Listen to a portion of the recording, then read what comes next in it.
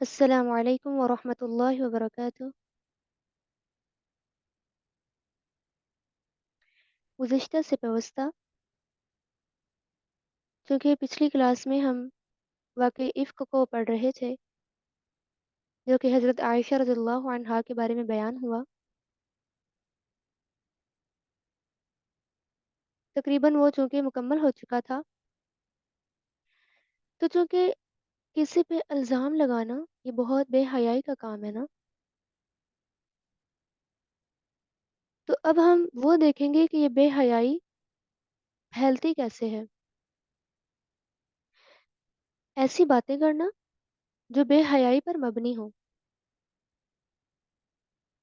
یا ایسی کہانیاں پڑھنا، ایسی سٹوریز پڑھنا، ایسے ناولز پڑھنا جو بہت بے حیائی پر عام ہوں، فلمز وغیرہ دیکھنا، ایسے مناظر دیکھنا جو انسان کے نفسیاتی خواہشات کو بھڑکائیں۔ آپ صلی اللہ علیہ وسلم نے فرمایا، بے حیائی قیامت کی علامت ہے، جب تک یہ عام نہ ہو جائے قیامت نہیں آئے گی۔ تو بے حیائی جو ہے یہ پورے ماحول کو متاثر کرتی ہے۔ جب ایک کو بات ہوتی ہے اس میں پورا انوائرمنٹ جو ہے وہ متاثر ہوتا ہے۔ تو بے حیائی سے کیسے بچ سکتے ہیں ہم؟ نماز پڑھ کر، چونکہ نماز جو ہے وہ برائی اور بے حیائی سے روکتی ہے۔ ایسی صحبت اختیار کریں جو نیک لوگوں کی ہو، نیک لوگوں کی مجلس میں بیٹھا جائے، اور اللہ کا ذکر کرنے سے، کیونکہ جب انسان اللہ کے ذکر میں مگن رہے گا، اپنا ٹائم اسی میں اسپینڈ کرے گا، تو اس کو ایسی بات کرنے کا موقع خود بخود ہی نہیں ملے گا۔ تو جن لوگوں نے توبہ کر لی تھی الزام کے بعد، تو اللہ تعالیٰ جو ہے بخشنے والا ہے، اللہ تعالیٰ نے ان کو بخش دیا۔ تو یہ اللہ تعالیٰ کی شفقت بھی ہے کہ اس نے ان پر رحم کیا، کیونکہ یہ اللہ تعالیٰ کی صفت ہے رحم کرنا۔ اس کے بعد رکوع نمبر 9 میں ایمان والوں سے خطاب ہے، فرمایا یا ایہا الذین آمنوا لا تتبعوا خطوات الشیطان، چونکہ بے حیائی جو ہے ایسے کام شیطان ہی کرواتا ہے، تو اسی لیے اللہ تعالیٰ نے فرمایا اے ایمان والو شیطان کے قدموں سے بچو۔ تو شیطان کے قدم اس سے مراد یہ ہے کہ شیطان کا عمل، شیطان کے وسوسے، یعنی اللہ کی ہر نافرمانی کا جو کام ہے وہ خطوات شیطان ہی ہے۔ شیطان تو برائی کی طرف لے کر جاتا ہے۔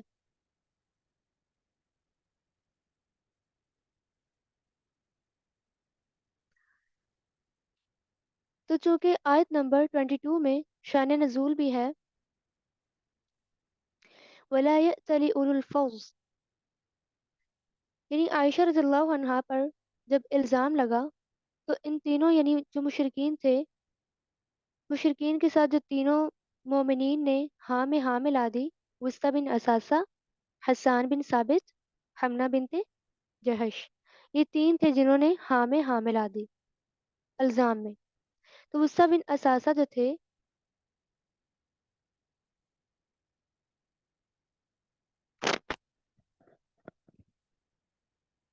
وسطی بن اساسہ جو تھے ابو بکر رضی اللہ عنہ کے رشتہ دار میں سے تھے، ان کا خرچ وہی اٹھایا کرتے تھے۔ جب وسطی بن اساسہ نے ہاں میں ہاں ملا دی تو ابو بکر رضی اللہ عنہ نے ان کا خرچ جو تھا وہ ختم مطلب بند کر دیا، دینا روک دیا۔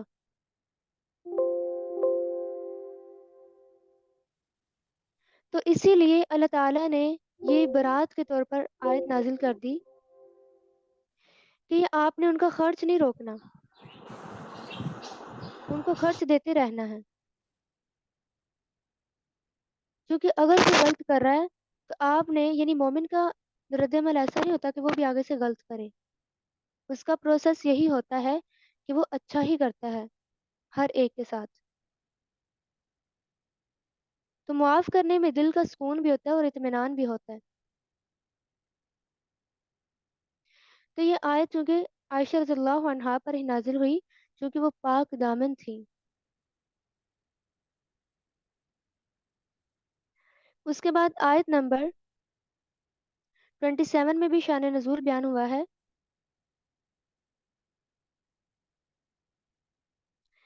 فرمایا یا ایہا الذین آمنوا لا تدخلوا بیوتا غیر بیوتکم حتی تستأنسوا وتسلموا علی اہلہا. یعنی ایک عورت آپ صلی اللہ علیہ وسلم کے پاس آئی اور اس نے کہا کہ اے نبی صلی اللہ علیہ وسلم، میں بسا اوقات ایسی حالت میں ہوتی ہوں، میں چاہتی ہوں کہ مجھے کوئی دیکھے نہ. بسا اوقات میرے والد یا اہل خانہ میں سے آ جاتے ہیں تو میں کیا کروں؟ تو تب یہ آیت نازل ہوئی کہ جب بھی گھر میں جانا ہے تو سلام کر کے جائیں. گھر والوں کو پہلے سلام کریں، دروازہ نوک کریں، پھر جائیں.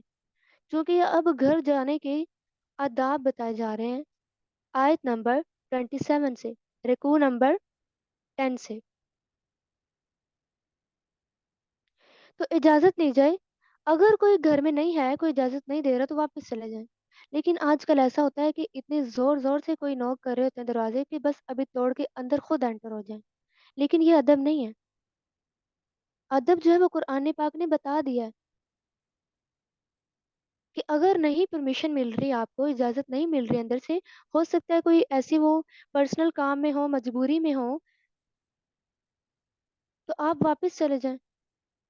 یہی بہتر ہے، یہی زیادہ پاکیزگی والی بات ہے. تو اگر غیر رہائشی جگہ ہیں، مطلب کہیں پہ رہائش نہیں ہے، جیسے انسٹوڈنٹ ہو گئے، ہوٹل وغیرہ ہو گئے، تو وہاں پہ چونکہ رہائش کسی کی بھی نہیں ہوتی، سارے آ جا رہے ہوتے ہیں، تو وہاں پہ آپ نے پرمیشن نہیں لینی. لے بھی لیں تو کوئی مسئلہ نہیں، لیکن وہاں پہ اجازت نہیں ہے کہ ضروری نہیں ہے پرمیشن لیں. تو اس کے بعد مرد اور عورت کو حکم دیا گیا، چونکہ اب یہ سارے شرم و حیا والے تقاضے بیان کیے جا رہے ہیں، تو اسی لیے فرمایا آیت نمبر 30 میں کہ مومن مردوں سے کہیں کہ وہ اپنی آوازوں کو، اپنی نگاہوں کو پست رکھیں اور اپنی شرمگاہوں کی حفاظت کریں. کیونکہ مردوں کا بھی عورتوں کا بھی زیادہ کام یہی ہوتا ہے، برائی انسان کی شروع ہی آنکھ سے ہوتی ہے. جب انسان دیکھتا ہے تب ہی اس کا برائی پہ دل کرتا ہے. تو جب آنکھ نہیں دیکھے گی تو وہ پھر برائی کیسے کرے گا؟ ذالک ازکی لہم، یہی ان کے لیے زیادہ پاکیزگی والی بات ہے. تو پھر اس کے بعد صرف مردوں سے نہیں، اللہ تعالیٰ نے دونوں کو حکم دیا. عورتوں کو بھی کہا کہ وہ بھی اپنی نگاہوں کو پست رکھیں، نیچا کریں، جھکا کر چلیں، اپنی شرمگاہوں کی حفاظت کریں. اب جو کہ مرد کے لیے دو کام تھے، اس کو دو کا حکم کیا گیا. اب برائی کی طرف مائل کرنا عورت کا زیادہ جو ہے وہ رجحان ہوتا ہے. عورت برائی میں پہل کرتی ہے، اسی لیے اس کو زیادہ حکم دیے گئے ہیں، سخت حکم دیا گیا کہ وہ اپنی زینت کو بھی چھپائیں، اس کو بھی ظاہر نہیں کریں. اور جو ہیل والے جوتے آج کل چلے ہوئے ہیں تو وہ بھی پہننے سے گریز کریں، کیونکہ وہی تو چیز فتنہ بنتی ہے، وہی تو آدمیوں کو اپنی طرف مائل کرتی ہے، وہ چیز وہی تو زینت ہوتی ہے. اور اپنے گروبانوں پر اپنی اوڑھنیاں یعنی اپنے دوپٹے لٹکا لیں. تو صرف زینت ظاہر کن کے آگے سے کر سکتے ہیں، کن کے پاس کر سکتے ہیں، وہ اللہ تعالیٰ نے بتا دیا آیت نمبر 31 میں کہ اپنے شوہروں کے لیے، اپنے باپوں کے، اپنے شوہروں کے باپوں کے، اپنے بیٹوں کے، اپنے شوہروں کے بیٹوں کے، اپنے بھائیوں کے، اپنے بھائیوں کے بیٹوں کے، اپنی بہنوں کے بیٹوں کے، یا اپنے جیسی عورتوں سے. مطلب ان کے سامنے انسان جو ہے، عورت جو ہے وہ زینت ظاہر کر سکتی ہے، تیار وغیرہ ہو سکتی ہے. یا زیر دست، یا حاجت رکھنے والے، یعنی جو آپ کے ملازم ہیں گھر پہ بار بار جن کا آنا جانا ہے، تو ان پہ بھی کوئی حرج نہیں ہے. یا وہ لڑکے، مطلب ان کے پاس بھی زینت کو ظاہر کر سکتے ہیں وہ لڑکے جو ابھی عورت کی جو پوشیدہ باتیں ہوتی ہیں ان سے بھی واقف نہیں ہوئے ہوتے. جیسے وہ واقف ہونا شروع ہو جاتے ہیں ان سے بھی پردہ جائز ہو جاتا ہے، چاہے وہ ابھی بڑھ رہے ہیں نہیں بڑھ رہے، جب واقف ہو گئے ہیں تو وہ ان سے بھی پردہ کیا جائے گا. پھر اینڈ پہ فرمایا وَتُوبُوا إِلَى اللَّهِ جَمِيعًا، سب کے سب اللہ کے آگے توبہ کرو، تب ہی انسان فلاح پا سکتا ہے، جب اللہ کے بتائے ہوئے طریقے کے مطابق عمل کرے گا. اس کے بعد نکاح کا حکم اللہ تعالیٰ نے دیا آیت نمبر 32 میں، وَأَنكِحُوا الْأَيَامَ مِنكُمْ وَالصَّالِحِينَ مِنْ عِبَادِكُمْ وَإِمَائِكُمْ، یعنی بعض حالات میں یہ فرض ہے، بعض حالات میں مسنون عمل بھی ہے نکاح۔ تمام انبیاء کی 4 سنتیں ہیں: ایک حیا، نمبر 2 مسواک، نمبر 3 خوشبو، نمبر 4 نکاح کرنا۔ حضرت علی رضی اللہ عنہ فرماتے ہیں، رسول صلی اللہ علیہ وسلم نے فرمایا، 3 چیزوں میں کبھی دیر نہ کرنا: فرض نماز جب وقت ہو جائے اس کو وقت پر پڑھو، جنازہ جب موجود ہو دفن کرنے میں دیر نہ کرنا، اور بیوہ عورت کے برابر کا رشتہ مل جائے تو نکاح میں دیر نہ کرنا۔ امائکم، یہ لونڈیاں مراد ہے کہ ان کا بھی نکاح کرو۔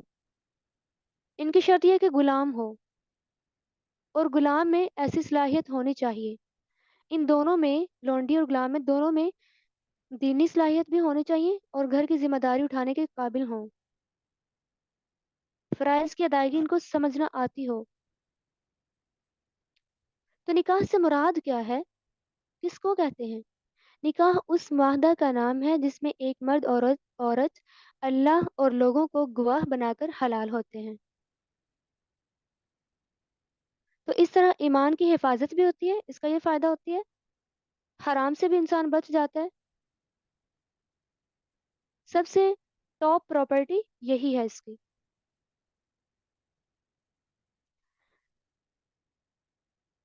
تو رسول صلی اللہ علیہ وسلم نے فرمایا کہ جس کا نکاح نہیں ہو رہا وہ روزے رکھے، جو ابھی استطاعت نہیں رکھ رہا وہ روزے رکھے، تاکہ اس کا کوئی نہ کوئی اللہ تعالیٰ سبب بنا دے۔ تو آیت نمبر 33 میں شان نزول بھی ہے، غلاموں کی آزادی میں ان کی مدد کی جائے، جو سورس آف انکم ہے اس میں سے ان کو حصہ دیا جائے، اضافہ کیا جائے ان کی انکم میں۔ لیکن جو پہلے ہوتے تھے لوگ لونڈیوں سے کام کرواتے تھے، عبداللہ بن ابئی جو تھا یہ بھی لونڈیوں سے بدکاری کرواتا پیسے کماتا تھا۔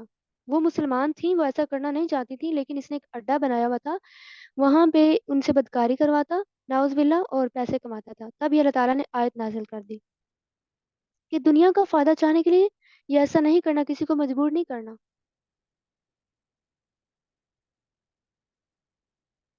اللہ تعالیٰ ہمیں محفوظ فرمائے۔ اس کے بعد رکوع نمبر 11 میں آیت نور بیان کی جا رہی ہے، اللہ نور السماوات والارض۔ اللہ کے نور سے مراد کیا ہے؟ اللہ کے نور سے مراد یہ ہے کہ اللہ آسمان و زمین، مطلب سب کو، جو بھی آسمانوں پر ہے زمین پر ہے، سب کو ہدایت دینے والا ہے۔ مثل نوری ہی، اس سے مراد یہ ہے کہ یہ ضمیر اللہ کی طرف لوٹتی ہے، نوری ہی کی، اس سے مراد ہے کہ اللہ تعالیٰ ہدایت دیتے ہیں۔ اور یہ مومن کی طرف اگر ضمیر لوٹتی ہے تو یہ اس سے مراد یہ ہے کہ مومن کے دل میں نور آ جاتا ہے، مومن کے دل میں اللہ تعالیٰ نے اس کا، مومن کے جو سینے میں ہے اس کا دل رکھا ہوا ہے۔ یہ مثال ہے کمشکات، اس سے مراد یعنی اس کے سینے میں، مومن کے سینے میں دل ہے، تو جس کو تشبیہ چراغ سے دی گئی ہے وہ شیشے کا ہے، تاکہ وہ روشنی چاروں طرف پھیل جائے ہدایت کی، اور سب اس سے فائدہ حاصل کریں۔ کیونکہ جو مومن ہوتا ہے، مومن ایسا ہوتا ہے کہ اللہ تعالیٰ اس کو ہدایت دے دیتے ہیں، اور پھر وہ اپنی ہدایت کو آگے کیسے پہنچاتا ہے، یعنی دین کی اللہ تعالیٰ اسے سمجھ عطا کر دیتے ہیں، وہ پھر دین کو پھیلا دیتا ہے، سب کو سکھاتا ہے۔ تو یہ ایک کیا ہوا؟ چراغ بن گیا۔ کیونکہ جب شیشے کے ذریعے سے روشنی گزاری جائے تو وہ پھیل جاتی ہے، تو اسی طرح مومن کے دل کو بھی ایک شیشے سے تشبیہ دی گئی، چراغ سے دی گئی۔ جب اس کے اندر ہدایت آتی ہے، اس کے دل کے اندر دین جو ہے آ جاتا ہے، سمجھ آ جاتی ہے دین کی، تو وہ بھی آگے پھیلاتا ہے۔ یوقد من شجرۃ مبارکہ، اس سے مراد کیا ہے؟ وہ مبارک درخت جو روشن ہوتا ہے، یعنی زیتون کا درخت، نہ وہ مشرقی ہے نہ مغربی، وہ ایک ایسی جگہ پر درخت ہے جہاں اس کو ہر طرف سے روشنی مل رہی ہے، کیونکہ وہ پودا جس کو ہر وقت روشنی ملے وہ زیادہ فائدہ مند ہوتا ہے۔ تو مومن کا دل ایسا ہی ہے جس کو ہر وقت ہدایت مل رہی ہوتی ہے، نور مل رہا ہوتا ہے، تو سب اس سے فائدہ اٹھا رہے ہوتے ہیں۔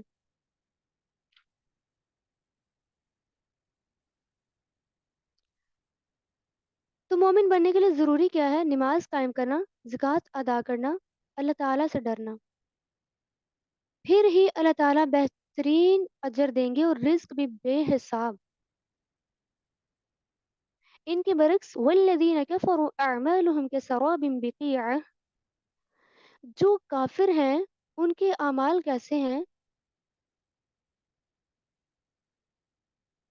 سائنسٹسٹ نے کہا ہے کہ سمندر میں اتنا اندھیرا ہے کہ کوئی دیکھ ہی نہیں سکتا، اسی طرح کافر کو کوئی پتہ نہیں چلتا کہ کوئی کیا کر رہا ہے۔ جس طرح سمندر کی گہرائی میں بھی لہریں ہوتی ہیں، موجوں کے اندر اندھیرا بہت زیادہ ہوتا ہے، اسی طرح کافر کا جو دل ہے یہ بھی اندھیرے میں ایسے ڈوبا ہوا ہوتا ہے، جہالت میں ہوتا ہے، اس لیے تو یہ ظلم کرتا ہے، شرک کرتا ہے۔ اس کے بعد آیت نمبر 12 میں اللہ تعالیٰ فرما رہے ہیں کہ ہر کوئی تسبیح اللہ کے لیے ہی کر رہا ہے، تو صرف اللہ کے لیے ہی انسان کو خالص ہونا چاہیے۔ أَلَمْ تَرَ أَنَّ اللَّهَ يُسَبِّحُ لَهُ مَن فِي السَّمَاوَاتِ وَالْأَرْضِ، یعنی زمین و آسمان میں جو بھی ہیں اللہ تعالیٰ کی تسبیح بیان کریں، حتیٰ کہ پرندے بھی۔ کتنا پیارا سین لگ رہا ہوتا ہے جب صبح صبح جا رہے ہوتے ہیں، اکٹھا گروہ بنا کر جا رہے ہوتے ہیں۔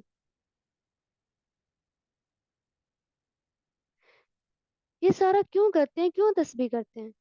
وَلِلَّهِ مُلْكُ السَّمَاوَاتِ وَالْأَرْضِ، کیونکہ ساری بادشاہت اللہ کے لیے، زمینوں اور آسمان کی، کیونکہ لوٹنا ہی اس کی طرف ہے، تو پھر کام بھی تو اسی کے لیے کرنا ہے۔ وہی ہے جو بادلوں کو چلاتا ہے، وہی دلوں میں محبت ڈالتا ہے، آسمان سے پانی اتارتا ہے، پھر اس کے ذریعے سے کیا کیا انسان کو فائدے پہنچتے ہیں، کیا کیا ہوتا ہے۔ تو اس میں نشانی کس کے لیے؟ عبرت کن کے لیے؟ عقل والوں کے لیے، دیکھنے والوں کے لیے، اہل بصیرت کے لیے۔ وہ تو اللہ کی شان دیکھیے، کوئی جانور ایسے ہیں جاندار جو پیٹ کے بل چلتے ہیں، جیسے کہ چھپکلی، کوئی 2 پاؤں پر چل رہے ہوتے ہیں۔ انسان کوئی دیکھ لیں، جانداروں میں سے ہے نا۔ اس کے بعد کوئی 4 پاؤں پہ چل رہے ہوتے ہیں، جیسے کہ عام جانور بفیلو وغیرہ، کاؤ وغیرہ۔ تو یہ سب کون پیدا کر رہا ہے؟ اللہ تعالیٰ۔ ان اللہ علی کل شیء قدیر، وہ تو ہر چیز پر قادر ہے۔ تو وہ ہدایت اسی کو دیتا ہے سیدھے رستے کی طرف جسے وہ چاہتا ہے۔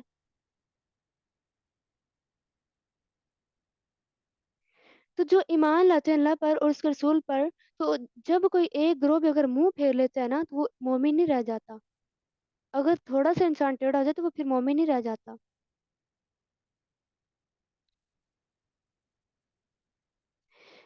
یہ جو ٹیڑھ والے ہیں، اگر ان سے کہا جائے کہ اللہ اور اس کے رسول آپ کے بارے میں فیصلہ کرتے ہیں، رسول آپ کے بارے میں فیصلہ کرتے ہیں، تو یہ کیا کرتے ہیں؟ اعراض کرتے ہیں۔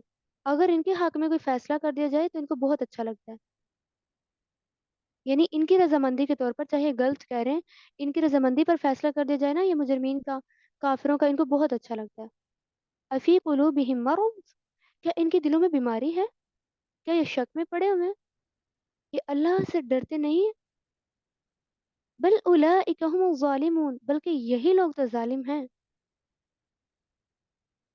ان کے برعکس انما كان قول المؤمنین اذا دعوا الى اللہ ورسولہ، آیت نمبر 51 میں فلاح پانے والوں کی صفات بیان کی جا رہی ہیں کہ جو مومن ہیں، جب وہ اللہ اور اس کے رسول کی طرف بلائے جاتے ہیں کہ وہ ان کے درمیان فیصلہ کریں، تو وہ صرف یہی کہتے ہیں ان یقولوا سمعنا واطعنا، ان کا صرف یہی کہنا ہوتا ہے، ہم نے سنا اور اطاعت کی، جیسا آپ فیصلہ کریں اللہ اور اس کے رسول۔ وَأُولَئِكَ هُمُ الْمُفْلِحُونَ، یہی لوگ تو فلاح پانے والے ہیں، کامیابی پانے والے ہیں۔ اس کے علاوہ ان کی کیا صفت ہے؟ اللہ اور اس کے رسول کی اطاعت کرتے ہیں، اللہ سے ڈرتے ہیں۔ ان کے برعکس منافقین وہ تو پکی قسمیں کھاتے ہیں کہ اگر ہمیں جہاد کے لیے نکالا جائے تو ہم ضرور نکلیں گے، لیکن ان کی قسمیں جھوٹی ہوتی ہیں۔ اگر ان سے کہا جائے کہ اللہ اور اس کے رسول کے اطاعت کرو تو یہ منہ موڑ لیتے ہیں، تو یہ بوجھ اپنا گناہوں کا خود اٹھائیں گے۔ اللہ تعالیٰ کا وعدہ ہے مومنین سے کہ ان کو جانشین بنائے گا، زمین پر بھی اور آخرت میں بھی ان کے لیے بہت بڑے اجر ہیں، اور ان کو امن بھی دے گا۔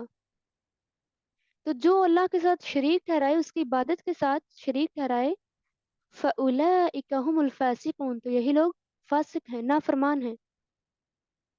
تو نافرمانی سے بچنے کے لیے کیا کریں گے؟ آیت نمبر 56، وَأَقِيمُوا الصَّلَاةَ وَآتُوا الزَّكَاةَ وَأَطِيعُوا الرَّسُولَ لَعَلَّكُمْ تُرْحَمُونَ، نماز قائم کرو، زکوٰۃ ادا کرو، رسول صلی اللہ علیہ وسلم کی اطاعت کرو، کیوں؟ لعلکم ترحمون، تاکہ تم رحم کیے جاؤ۔ تو اللہ تعالیٰ فرما رہے ہیں ہرگز نہ سمجھیں یہ جو کافر ہیں، یہ زمین پر عاجز بنے ہوئے ہیں، یعنی خود کو بہت بڑی چیز سمجھ رہے ہیں، وَمَأْوَاهُمُ النَّارُ، ان کا تو ٹھکانہ ہی آگ ہے، وَلَبِئْسَ الْمَصِيرُ، وہ تو بہت بری جگہ لوٹنے کی۔ اس کے بعد رکوع نمبر 14 میں ایمان والوں کو گھریلو تعلقات، گھریلو آداب کے بارے میں بتایا جا رہا ہے۔ فرمایا یا ایہا الذین آمنوا لیستأذنکم الذین ملکت ایمانکم والذین لم یبلغوا الحلم منکم 3 مرات۔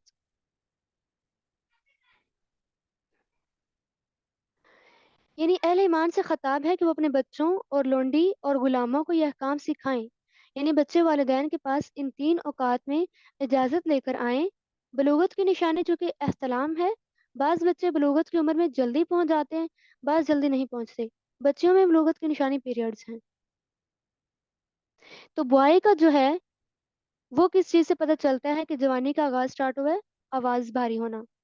تو تب یہ ان کی بڑی ذمہ داری ہوتی ہے کہ والدین کے پاس پرمیشن لے کر آئیں، اجازت لے کر آئیں، خاص طور پر جب فجر کا ٹائم ہو، عشاء کا ٹائم ہو اور ظہر کا ٹائم ہو، کیونکہ ان تینوں اوقات میں انسان سوتا ہے اور ظہر میں انسان قیلولہ کر رہا ہوتا ہے، تو انسان کو کوئی پتہ نہیں ہوتا کہ میں کس حالت میں ہوں۔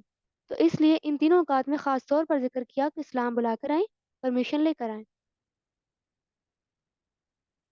تو یہ آیات سے مراد اللہ کے احکام ہیں جن کو پورا کرنا ہے۔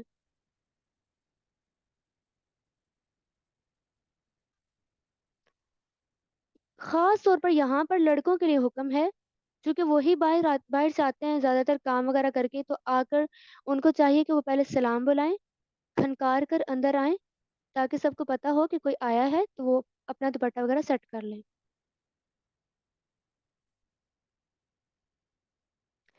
اس کے بعد آیت نمبر 60 میں نکاح کے بارے میں اللہ تعالیٰ نے بتایا، یعنی وہ عورتیں جو کام کرنے کے قابل نہیں ہوتی، بوڑھی ہوتی ہیں یا جو بچے پیدا کرنے کے قابل نہیں ہوتی، فرمایا اس عمر میں اگر وہ چادر اتار کر رکھ دیں، یعنی نہ بھی چادر اوپر لیں تو کوئی حرج نہیں، لیکن زینت دکھانے والی نہ ہو۔ یہ ہے کہ زینت کا اظہار نہ کیا جائے، زینت اختیار کی جائے لیکن دکھانا مقصود نہیں ہے۔ ان کو چادر اتارنے کی رخصت ہے جو بڑھاپے میں چلی جاتی ہیں۔ اگر وہ احتیاط کرنا چاہ رہی ہیں، لینا چاہ رہی ہیں، تو یہ بہت اچھی بات ہے، اس سے بھی زیادہ بہتر ہے۔ اس کے بعد آیت نمبر 61 سے کھانے کے آداب کے بارے میں بتایا جا رہا ہے، چونکہ 61 میں شان نزول بھی ہے۔ جب یہ آیت نازل ہوئی کہ لوگوں کے مال باطل طریقے سے نہ کھاؤ، لیکن لوگوں نے تو عام ہی کر دیا، کسی کے گھر سے کھانا کھانا چھوڑ دیا، تب یہ اللہ تعالیٰ نے آیت نازل کی۔ کیونکہ آج کل لوگ اپنی بیٹیوں کے گھر کھانا کھانا بہت معیوب سمجھتے ہیں، یہ بہت بری بات ہے، اس کی اجازت اللہ تعالیٰ نے دی ہے۔ نابینا کے لیے چونکہ حکم یہ ہے کہ اگر کوئی شخص نابینا ہے تو وہ سب کے ساتھ اگر مل کر کھا رہا ہے، کسی کو کراہت محسوس ہو رہی ہے تو اس کو کچھ نہیں کہنا چاہیے، اس کا کوئی حرج نہیں ہے۔ اگر وہ لیٹ بھی آ رہا ہے دعوت پر تو اس کو نہیں کچھ کہنا چاہیے، ڈانٹنا نہیں چاہیے۔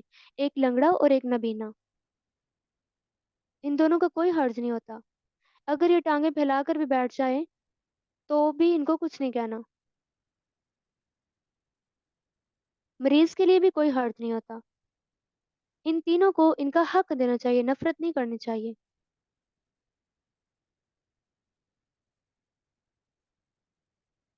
ایک اور مثال کہ گھر کے نوکر وغیرہ جو تھے کام کر رہے ہوں اور گھر والے اگر گھر نہ ہوں تو گھر والے کہیں گئے ہیں، وہ چابی نوکر کو دے کے گئے ہیں، تو نوکر اس گھر میں سے کھا سکتا ہے، اس کو بھی اجازت ہے، وہ کھا سکتا ہے، لیکن ایسا نہیں کرنا کہ اس نے پورے گھر کے کیبنٹس کھولنے، چیک کرنا ہے کہ یہاں کیا پڑا ہے، یہاں کیا پڑا ہے، ایسا نہیں، یہ ادب کے منافی ہوگا۔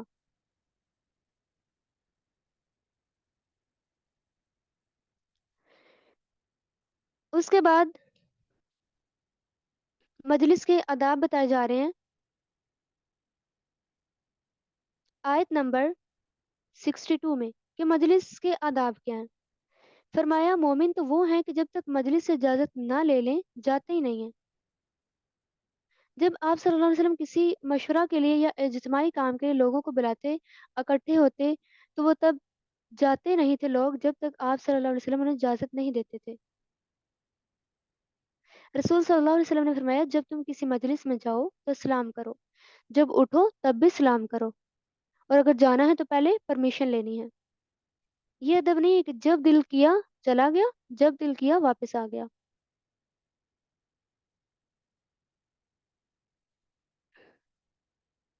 تو پتہ چلتا ہے کہ رسول صلی اللہ علیہ وسلم کا حکم ماننا بہت ضروری ہے۔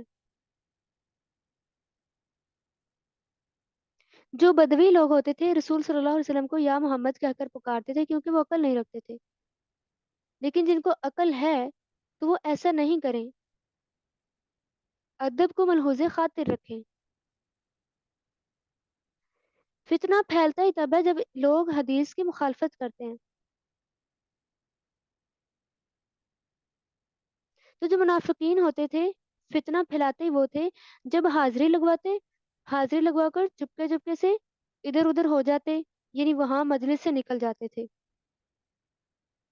تو یہ طریقہ بہت برا ہوتا ہے، لوگوں کو تو الو بنا رہے ہوتے ہیں، خسک جاتے ہیں وہاں سے، لیکن اللہ تعالیٰ تو دیکھ رہے ہوتے ہیں۔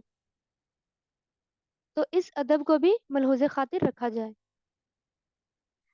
اللہ تعالیٰ سے دعا ہے کہ اللہ تعالیٰ ہمیں یہ سارے آداب کو اپنانے کی توفیق عطا فرمائے، آمین۔ اس کے بعد سورۃ الفرقان سٹارٹ ہو رہی ہے۔ سورۃ الفرقان مکی صورت ہے، سورہ یاسین کے بعد نازل ہوئی۔ اس کے مضامین توحید رسالت، ایمان پر ہے، صداقت کے دلائل اس میں بتائے جائیں گے۔ رسول صلی اللہ علیہ وسلم کے مکی دور کے درمیانے دور میں یہ صورت نازل ہوئی۔ بسم اللہ الرحمن الرحیم۔ تبارک الذی نزل الفرقان علی عبده لیکون للعالمین نذیرا۔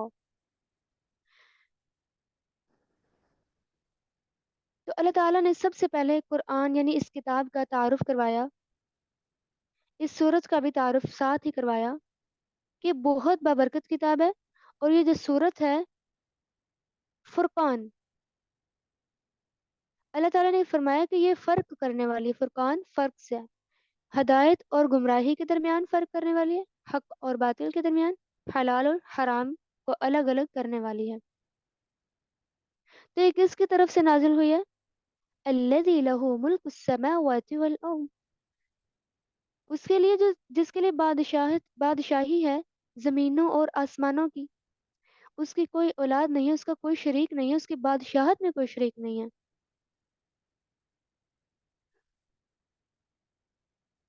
لیکن مشرکین نے کیا کیا؟ وَاتَّخَذُوا مِن دُونِهِ آلِهَةً، انہوں نے تو اللہ تعالیٰ کے سوا اور الہ بنا لیے جو نہ کچھ پیدا کر سکتے ہیں، حالانکہ وہ تو خود پیدا کیے گئے ہیں، وہ کسی نفع نقصان کا مالک ہو ہی نہیں سکتے، نہ زندگی موت کا۔ یہ ظلم کا ساتھ دے رہے ہیں، جھوٹ کا ساتھ دے رہے ہیں۔ اس کتاب کو انہوں نے کیا کہا؟ منافقین کافروں نے وَقَالُوا أَسَاطِيرُ الْأَوَّلِينَ، یہ پہلوں کی کہانیاں ہیں، یہ تو صبح و شام ان کو املا کروائی جاتی ہے۔ یہ املا نہیں ہے، یہ تو اللہ تعالیٰ کی طرف سے ایک حق ہے، حق کو بیان کرنے والی کتاب ہے۔ فرمایا ان سے کہیے کہ اسی کی طرف سے نازل کردہ ہے جو زمین اور آسمان میں ہر چھپی چیز کو جانتا ہے۔ تو یہ جو پروپیگنڈے کر رہے ہیں، جس سرکشی سے یہ کہہ رہے ہیں کہ یہ کتاب ایسی ہے، تو کیا اللہ تعالیٰ ان کو نہیں دیکھ رہا؟ کیا وہ ان کی باتوں سے واقف نہیں ہے؟ تو اس کے بعد آیت نمبر 7 میں اللہ تعالیٰ نے کیا بیان کیا؟ وَقَالُوا مَا هَذَا الرَّسُولُ يَأْكُلُ الطَّعَامَ وَيَمْشِي فِي الْأَسْوَاقِ، یعنی کافروں کے نہ ماننے کی وجہ کیا تھی؟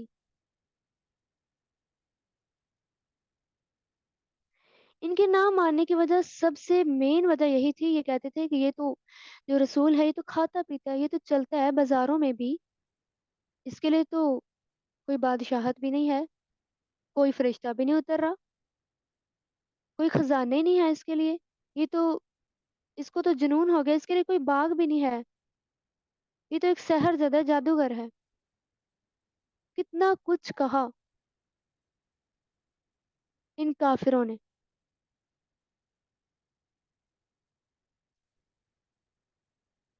یعنی ایسی ایسی باتیں کرتے تھے، لیکن رسول کیا کرتے؟ صرف صبر کرتے۔ تو اگر دنیا میں ڈھیل مل رہی ہے تو آخرت میں عذاب اللہ تعالیٰ نے رکھا ہوا ہے۔ کچھ ظالم ایسے ہوتے ہیں جن کو دنیا میں ہی سزا مل جاتی ہے، جس طرح فرعون کو مل گئی، اور آخرت میں نعوذ باللہ اس کے لیے پتہ نہیں کیا کیا سزائیں اللہ تعالیٰ نے رکھی ہوں گی۔ اللہ تعالیٰ ہمیں محفوظ فرمائے اس چیز سے۔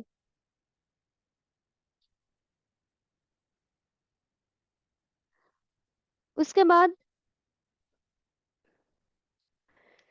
اللہ تعالیٰ رکوع نمبر 17 میں کیا بیان کر رہے ہیں؟ یعنی چونکہ یہ شرکاء کو مانتے ہیں، اللہ اور اس کے رسول کو چھوڑ رہے ہیں جو کافر ہیں، اس وجہ سے اللہ کی شان بیان کی گئی، دلائل دیے گئے۔ تبارک الذی ان شاء جعل لك خیرا من ذلك، یعنی وہ تو بہت بابرکت ہے، اگر وہ چاہے وہ آپ صلی اللہ علیہ وسلم کے لیے کیا بنا دے؟ باغات جن کے نیچے سے نہریں بہتی ہیں، اور وہ محلات بھی بنا دے، لیکن یہ جھٹلانے والے تو جھٹلائیں گے ہی، چاہے محلات بھی بن جائیں، وہ اللہ کے آگے کوئی مشکل نہیں ہے، وہ تو بنا سکتا ہے، لیکن یہ جو سرکش ہیں یہ مانیں گے پھر بھی نہیں، کیونکہ اللہ تعالیٰ تو جانتے ہیں، اللہ تعالیٰ تو چھپے رازوں کو بھی جانتے ہیں، تو اللہ تعالیٰ کو کیا ان کا پتہ نہیں ہے کہ مانیں گے یا نہیں؟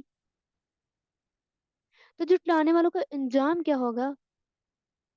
انہوں نے تو قیامت کو بھی جھٹلا دیا، ان کے لیے بھڑکتی ہوئی آگ ہوگی، جب یہ دور سے بھی دیکھیں گے ہی، دہاڑیں سنیں گے، آوازیں سنیں گے دوزخ کی آگ کی، چیخنا شروع ہو جائیں گے، پھر اس میں جب ڈالے جائیں گے جکڑ کر، وہ بھی کن کے ساتھ جکڑے ہوں گے؟ سنگلوں کے ساتھ، پھر یہ اپنی ہلاکت کو پکاریں گے کہ آج ہم ہلاک ہو گئے، پھر افسوس کریں گے، پھر اللہ تعالیٰ ان سے کہیں گے اب کہو بتاؤ، کیا جنت بہتر ہے ہمیشگی کی جس کا وعدہ متقین کیے گئے، یا یہ دوزخ؟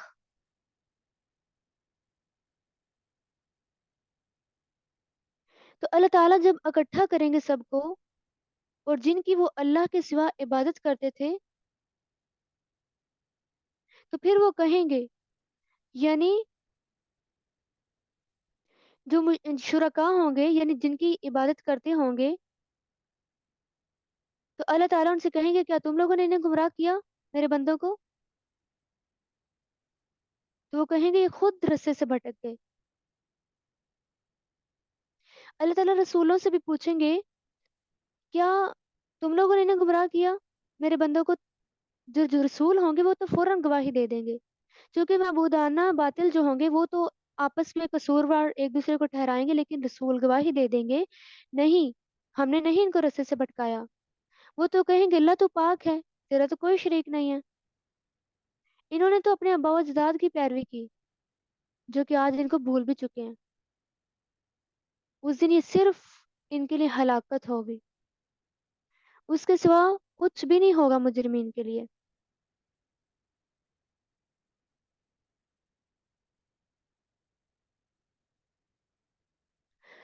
اب یہ جب انسان بھٹکتا ہے نا، انسان بھٹکتا تب ہی ہے جب کسی کے پیچھے لگتا ہے، یا انسان دل کی وہ خواہش مانتا ہے جو کہ اچھی نہیں ہوتی انسان کے لیے، تب انسان گمراہ ہو جاتا ہے، تب بھٹکتا ہے انسان۔ تو تب ہی انسان اللہ کے ذکر کو بھولنا شروع ہو جاتا ہے۔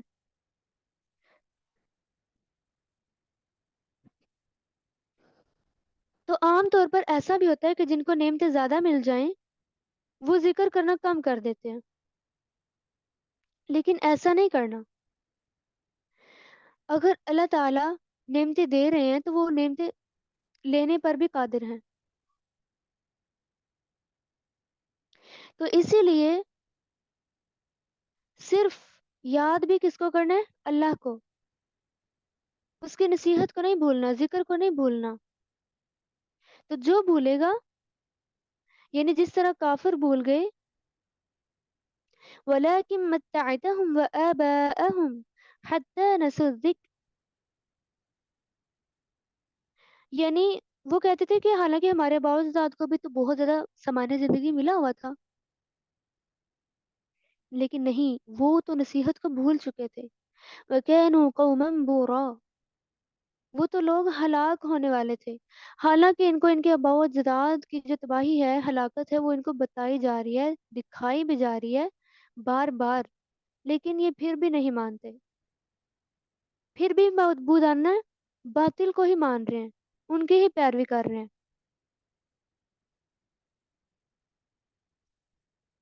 تو انسان کے لیے انسان کچھ نہیں کر سکتا، ہر چیز دینے والا، ہر چیز پہ قادر صرف اللہ تعالیٰ ہی ہے۔